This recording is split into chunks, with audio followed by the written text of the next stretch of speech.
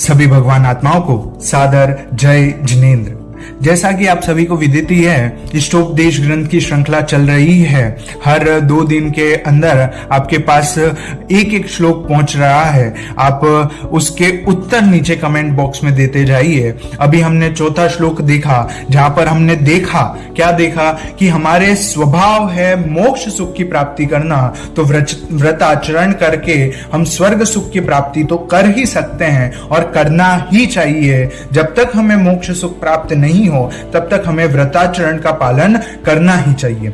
अब वहां व्रताचरण करके जो स्वर्ग सुख हमें मिल रहा है, स्वर्ग की प्राप्ति हमें जो हो रही है, वह स्वर्ग में कैसे हमें फल भोगने पड़ते हैं, क्या क्या सुख वहां पर, कैसा वह सुख है, उसको बताने के लिए आचार्य देव ये 5वें श्लोक की रचना करते हैं और लिखते हैं, ऋषकजम नान्तंकम दीर्घ कालोपलालितम नाके नाकोक साम सौख्यम नाके नाकोक साम्य।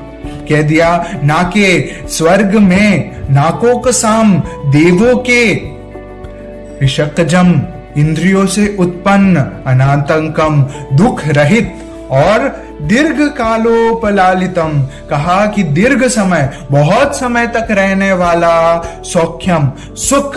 फिर कहते हैं नाके मतलब स्वर्ग के, नाकोक साम्यु देवों के समान ही है। ये श्लोक कितना सुंदर है, सुनना क्या कहते हैं। यहाँ पे तुलना कर दी, वो सुख कैसा है, वह सुख उनको बता दिया कि वह सुख ऐसा है कि जो देवगण जो सुख भोग रहे हैं वह सुख देवताओं के समान ही है। मतलब जो सुख है वो सुख कैसा है, इंद्रियों से उत्पन्न है, और कैसा है कि जो शत्रुजन्य दुख है उनसे रहित है, और वैसा जो सुख है वह सुख देवों का सुख, इंद्रियों जनित सुख कैसा है, देवों के समान है, उसकी कोई और तुलना नहीं कर सकते, वह सुख देवों के समान है।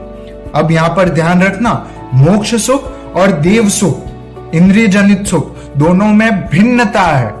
जो मोक्ष सुख है वह स्वभाव के अवलंबन से प्रकट होता है, और जो देव सुख है वह इंद्रिय जनित उत्पन्न होता है। अर्थात दोनों में भिन्नता है। तो जो ये स्वर्ग सुख है, इंद्रिय जनित सुख है, वह इंद्रिय जनित सुख की कल्पना जो यहाँ की है, वह तुलना की है कि वह तुलना देवों के अलावा और कहीं नहीं मिल सकता। अब यहाँ पर एक और बात ध्यान रखना कि यह जो इंद्रिय जनित सुख है ना, वह वास्तव में दुख ही है। स्वर्ग सुख वास्तव में दुख ही है, परंतु नरक आदि जो दुख हैं उनसे यहां भिन्नता पाई जाती है, इसलिए इसको स्वर्ग सुख कह दिया जाता है। वास्तव में यह सुख नहीं, दुख ही है। इसलिए हमें क्या करना है, हमें व्रताचरण करके सुख, जो स्वर्ग सुख मिलेगा उसको तो प्राप्त करना है, परंतु हमारा लक्ष्य स्वभाव की प्राप्ति करना होना चाहिए।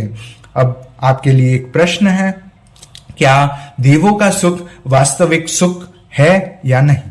फिर से प्रश्न, क्या देवों का सुख वास्तविक सुख है या नहीं? नीचे उत्तर आप कमेंट बॉक्स में दीजिएगा। फिर मिलते हैं नए श्लोक के साथ, तब तक के लिए सभी को सादर जय जिनेन्द्र।